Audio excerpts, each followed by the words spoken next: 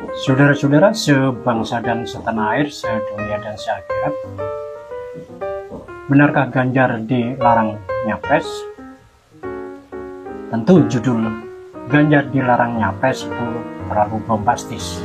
Seperti biasa, postingan soal politik di YouTube selalu harus berjudul yang dahsyat supaya menarik.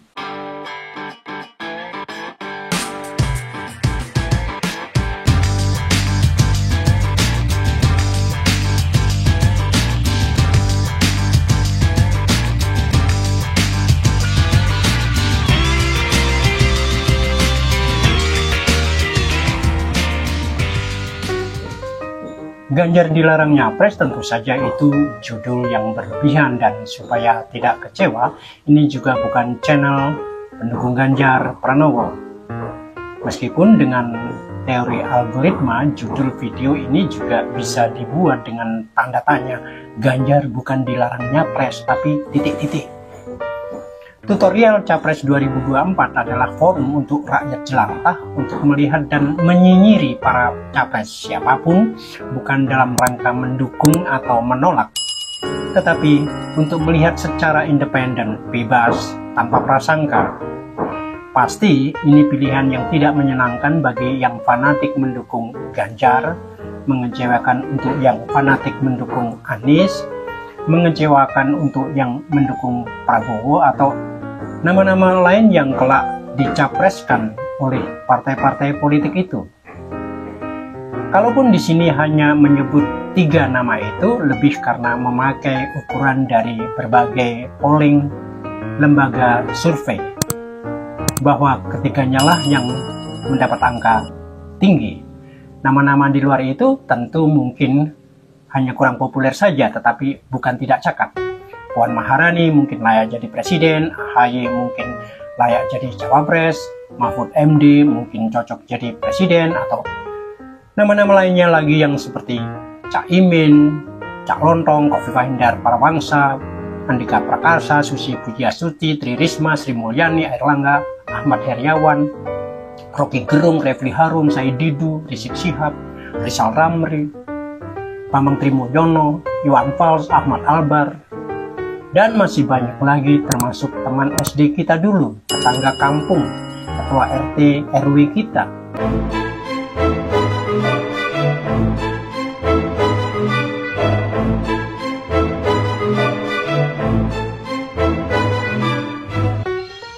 Soal setuju tidak setuju, nah di situ kita satu sama lain mencoba menghargai pendapat masing-masing. Tidak sependapat tidak apa, tidak perlu baper, tidak perlu mencak-mencak, meskipun mau berkomentar sinis, kasar, brutal juga tidak bisa dilarang. Apakah ini soal menyinyiri, mencampuri urusan orang lain? Yang kita bicarakan adalah urusan politik, urusan orang banyak. Artinya kalau kita membicarakan partai politik, ya berkait dengan ruang publik, rakyat jelantah. Jangan hanya partai politik minta suara rakyat ketika pemilu, tetapi ketika kita mencampuri urusannya dibilang jangan urusin internal partai. Ya kalau tidak mau diurusin, jangan bikin partai, jangan minta suara rakyat. Lagian channel ini juga tidak mengikuti teori algoritma yang dianjurkan admin YouTube, dan juga tidak memakai trik-trik untuk mendapatkan sebanyak-banyaknya subscriber dengan cara-cara yang tricky, dengan membeli paket yang bisa mendatangkan ribuan subscriber dalam beberapa jam saja misalnya. Padahal harga paket itu cuma sekitar 300-an ribu rupiah. So ya boleh saja.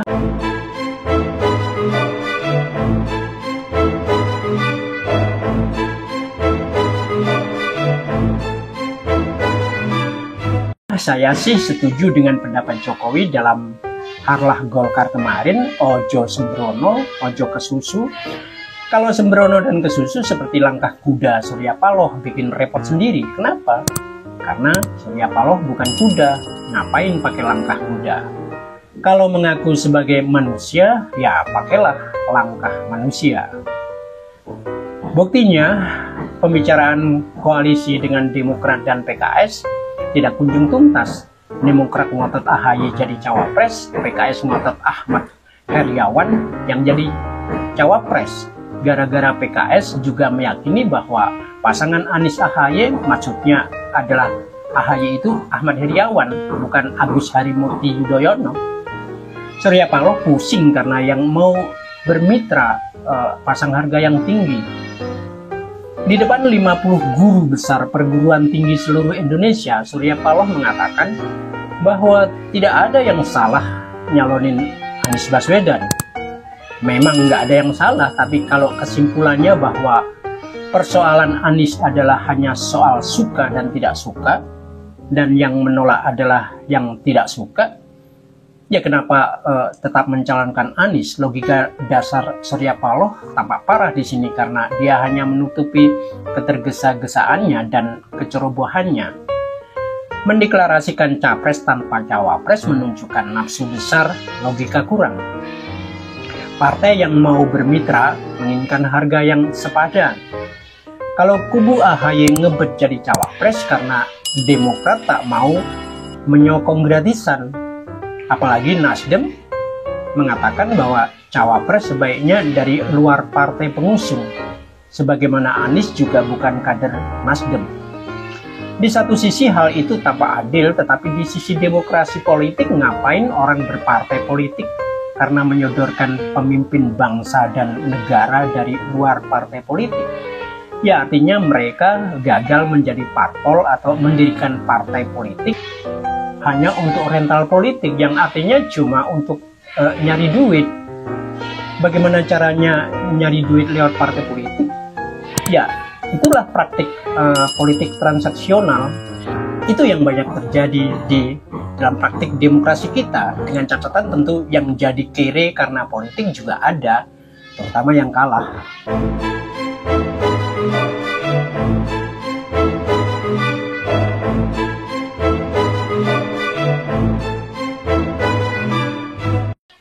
Makin parah lagi ketika menanggapi susahnya membangun koalisi itu, Surya Paloh mengatakan tak jadi masalah jika partainya gagal mengusung Anies Baswedan sebagai capres karena tidak terjadi koalisi antara Nasdem dengan parpol lain. Dia mengatakan Nasdem tidak terbebani dengan rencana koalisinya bersama Demokrat dan PKS. Katanya, ya apa boleh buat, enggak ada masalah, kita enggak ada beban yang tinggi sekali, enggak ada beban, kata Surya Paloh di Nasdem Tower Gondangdia, Jakarta, Sabtu 22 Oktober 22 kemarin. Wow, bukan main. Kalau bukan hidup matinya Nasdem, lantas ngapain dideklarasikan capres? Kalau presidensial thresholdnya cekak, nggak cukup, maju sendiri, sombong atau bodoh? Mendeklarasikan capres tanpa cawapres pula. Belum lagi memunculkan persoalan baru, munculnya kelompok ormas yang menamakan diri Majelis Sang Presiden belum lama lalu yang mengadakan deklarasi Sang Presiden.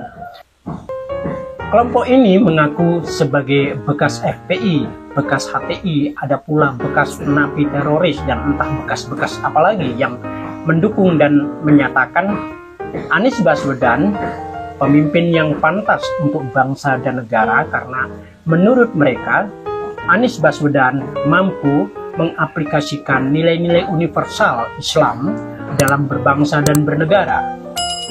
Deklarasi Sang Presiden ini akan dilakukan beruntun, kata mereka, di berbagai daerah. Kita bisa bayangkan setahun ke depan, mulai Oktober 2022 ini, kita akan mungkin diributkan dengan wacana politik identitas, meski dengan bahasa paling halus soal aplikasi nilai-nilai universal tadi.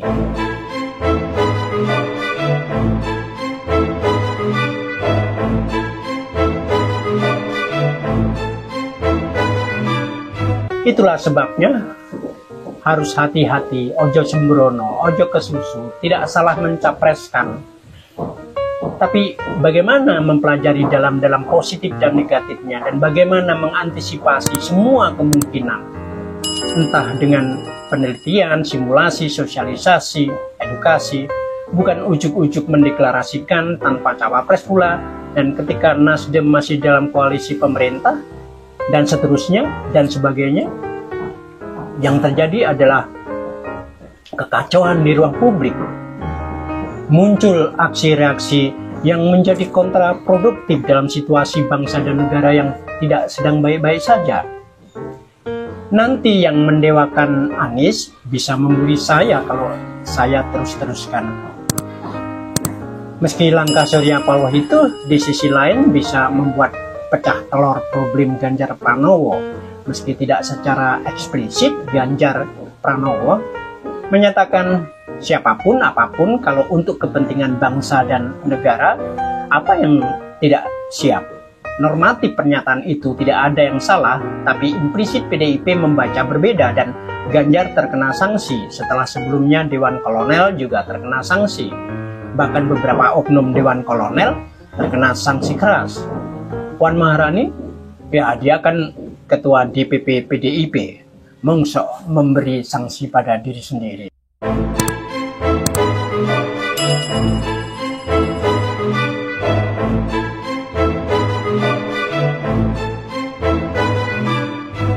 Dua contoh soal deklarasi capres dari Nasdem juga teguran PDIP pada Ganjar Pranowo memunculkan pertanyaan, partai politik ini sebenarnya kerjaannya apa?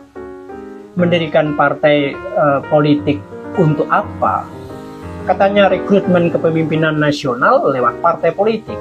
Ini ada orang di luar partai yang diusung jadi capres, satunya kena sanksi karena menyatakan siap sedia berbakti untuk bangsa dan negara, dan seterusnya. Padahal kita tahu semua pendaftaran untuk capres-cawapres ya baru akan dibuka September 2023, masih setahun lagi. Persiapan boleh-boleh saja, tetapi kenapa tidak dilakukan di internal mereka saja? Tidak bikin ribut dan bikin pusing di luaran. Apa mereka semua buta tuli bahwa situasi ekonomi dunia, juga Indonesia termasuk tidak baik-baik saja akibat COVID-19 sepanjang 2 tahun, dan ini ditambah perang Ukraina dan Rusia, serta situasi politik di Timur Tengah. Bayangkan pula setelah COVID-19 ada banyak bayi mati karena gagal ginjal. Jadi ini bukan soal dukung-mendukung atau antipati pada capres tertentu, tetapi siapapun yang jadi capres dan cawapres harus kita tanyakan mau dibawa kemana Indonesia, dengan cara bagaimana. Sampaikan programmu, pikiranmu, bukan janji-janjimu.